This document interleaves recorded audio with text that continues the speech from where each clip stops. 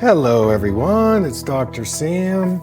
I'd like to welcome you to my EyeClarity podcast. This is a show that offers cutting-edge information on how to improve your vision and overall wellness through holistic methods. I so appreciate you spending part of your day with me. If you have questions, you can send them to hello@drsamberne.com. Now, to the latest EyeClarity episode.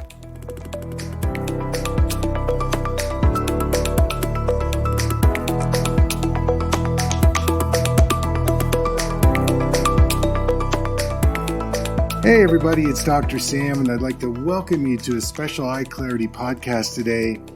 So we have on the line the owner of Talk Story Books in Kauai. The gentleman's name is Ed Justus, and I am doing a book signing at the bookstore this coming Friday. And, I was curious about having Ed on, and as an independent bookstore, there are not as many of those I would like to see. But anyways, let's bring Ed on to the program. So Ed, tell us a little bit about yourself and how you started the bookstore, and give us your story. Sure. Thank you for having me on, Dr. Berne. I am originally from Virginia, actually. I came to Kauai in 2002 just for a visit. And then when I got here, it felt more like home than any place I had ever been. So I just decided to stay. And I started over with a few $100s in my suitcases and just took it from there month to month. I started going around to garage sales and picking stuff up and reselling it on eBay to make a living. And that's... after 2 years of doing that, that's how it sort of became the bookstore. I never actually planned to open a bookstore. It just sort of happened. So there was a landlord couple in the town of Hanapepe who I got to meet when I moved to the west side of Kauai. And they, after talking with them for a little while, to make the story short, they actually offered me a space free for a month to start a business. And at the time, I didn't have any background in books or retail or business.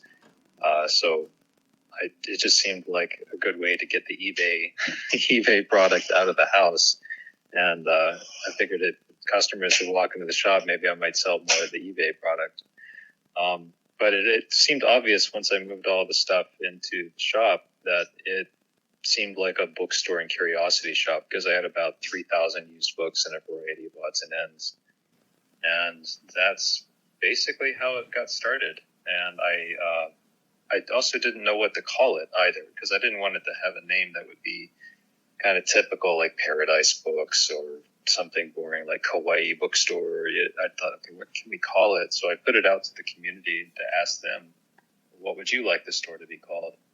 And eventually somebody came back with a name, Talk Story, and it just fit. It just felt right. And Talk Story is a local colloquialism, which means to chat or to shoot the breeze or to share a story. And that's how Talk Story Bookstore began back in 2004. Yeah, I love to hear those stories, because you're an entrepreneur, in some ways.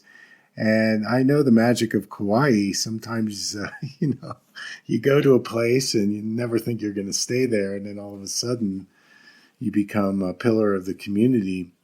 So what has been some of your most interesting, authors and books that have come through your bookstore?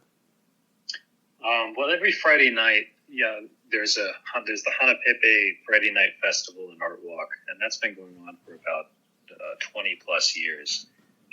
So when I started the store in 2004, of course, naturally, we decided to participate in doing Friday nights. So we had an open invitation for authors to come and do book signings on Friday nights. So we do actually get a fair number of local authors who come in and have their books be out front of the shop, do a signing, get to talk story with the customers. And we've had a wide variety of people from not only across the islands, but also across the state and across the country. and also even from other countries doing book signings as well. There's more known authors, I would say, more nationally known authors who come and done book signings, like, let's see, Chelsea Kane, there was, what's her name?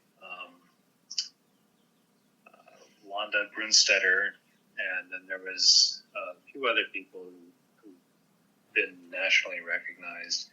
So there's a variety of people, and the thing is we have an open policy. So whatever your book is about, we're like, sure, go ahead, do it. We don't really censor what is going to be presented, and we leave that up to the customer to make up their own mind. So it's kind of fun for people to see who might show up on a Friday night. Yeah, so this art event that you have every week, do you have a kind of a regular following of people that come every week and meet the authors? How does that work? So the town's event draws hundreds of people all on its own. So our business is predominantly tourism. We're probably about 80 to 90% tourism. Friday night is a huge draw, but it brings both locals and residents. I would say probably at about a 60-40 ratio. The cool thing about that is for residents, they get to come across new authors, but I wouldn't say we have like a regular following. There's people who follow our Instagram, and we post about which author is going to be there. If it's of interest to them, they show up. But for the visitors, it's like always unexpected. They have no idea who's going to be there, and they're even surprised there's an author out there in the first place. So it's kind of this interesting synchronicity of people meeting authors that they didn't know they were interested in this subject, or sometimes they discover, wow, I was just thinking about this, and you happen to have a book about this. This is amazing. This actually happens a lot in the shop. Yeah, that's great. So what would you say, do you have a specialty of, is it mostly fiction, nonfiction? What do you specialize in? Our focus is on being as diverse as possible. We try to have something for everyone. We try to carry every subject we possibly can. Sometimes the stranger, the better. We generally, like I said, we don't censor what's in there. We just leave it up to the customers to decide what's interesting to them. Mm-hmm. Because the truth is, if we only carried books that I liked or I agreed with, we wouldn't have that many books to sell. Yeah. It's so true, yes. What have been your most influential books that you've read, maybe one or two that personally have really affected you? Yeah, it's interesting. There's actually quite a few I've read that I really enjoyed, but I'd say, in thinking of the books that made the biggest impact on me, that actually changed my life, one of them, believe it or not, is a book called Automatic Millionaire by David Bach. And this book gives just such simple, no-nonsense advice about how to help not only pay down your own debts, but also to build savings. And I was at one point $75,000 in debt. And because of the principles that he put in this book, I actually have no debt now, and I have a sizable savings. Wow. And that was all accomplished within about 5 years. Oh my. And the cool thing about this is it's not like you have to go focus on money all the time. It's because I don't like that. I just would rather live our lives and do what we do. And it's just these literal automatic things that you have set in place. And once they're set in place, you just kind of set it and forget it, and it does its own thing. And so, like, I gave this book to a young man who graduated high school about 10 years ago, and now he actually owns 2 homes. Wow. I mean, it's crazy how simple this works. And it's like, I wish every kid in high school could have been given this as a graduation gift, because I think it would have changed the economic situation as a whole. But yeah, simple advice too. It's not like crazy stuff. It's just easy. Yeah, I was stunned. I thought I would be in debt forever, but it's interesting. It's amazing how those books, kind of come in. I've read a few of those myself, and some of it is just so simple, and these authors just come up with such great ideas, and so they have a venue to come to you, which is really, really cool.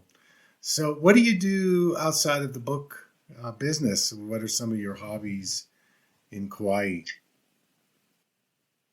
Well, I don't get out and hike as much as we would like to. Mm-hmm.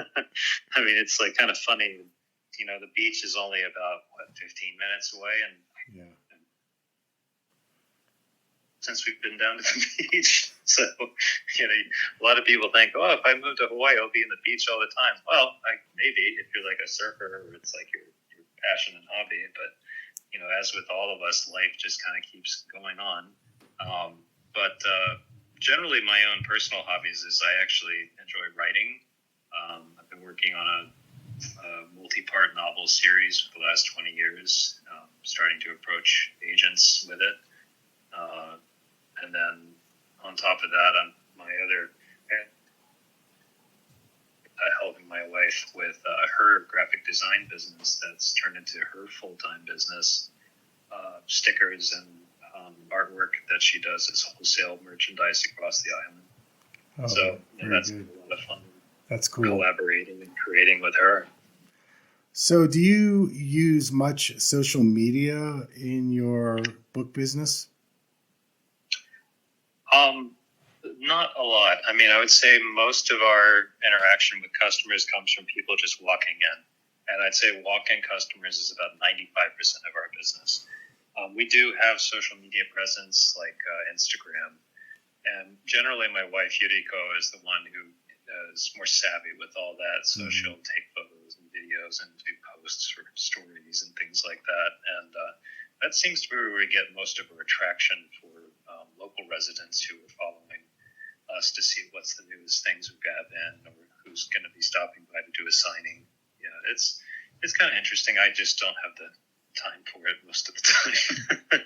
I'm just so busy. There's so many things to do at the bookstore. I always tell people, if you want to read for a living, don't have a bookstore.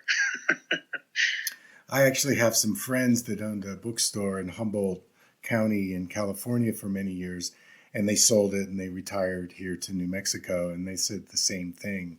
It was just so, involving to try to run a bookstore and manage employees and everything like that. So, I'm really looking forward to visiting you and sharing my information. Again, I will be there this Friday from 5 to 7 p.m. And Ed, I look forward to meeting you in person. And thank you for your time to come on the podcast. And I'll definitely send you a copy of it.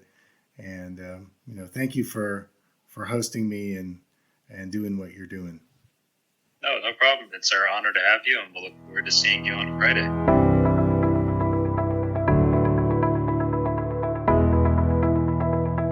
Thank you for listening. I hope you learned something from the EyeClarity podcast show today. If you enjoyed the episode, make sure to subscribe on iTunes or Spotify and leave a review. See you here next time.